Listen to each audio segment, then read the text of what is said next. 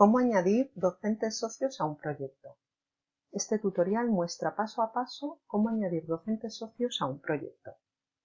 Una vez que un proyecto ha sido aprobado por los servicios nacionales de los dos socios fundadores, se pueden añadir al proyecto tantos socios como se quiera.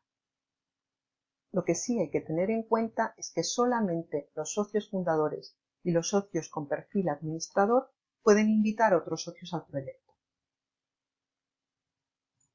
Accedemos a nuestro escritorio eTuning Live y nos aseguramos de que el nuevo socio está en nuestra lista de contactos.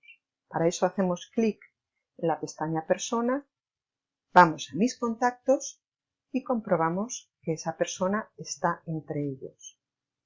Una vez comprobado, hacemos clic en Proyectos y nos situamos sobre el proyecto en el que queremos incluir un nuevo socio.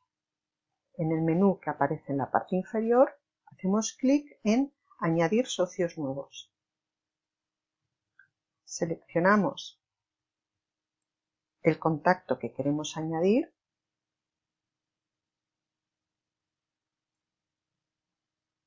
por ejemplo, Diego Rojas, y a continuación hacemos clic en Invitar.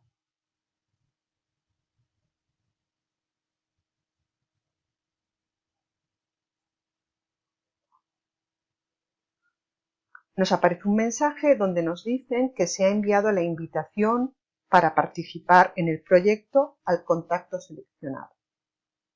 Si queremos incluir más socios, hacemos la misma operación, el mismo procedimiento con otros contactos. En el escritorio del socio invitado o de los socios invitados va a aparecer un mensaje con la invitación y ese socio tiene que aceptar la invitación. Una vez que ese socio acepta la invitación, ya aparecerá como miembro del proyecto.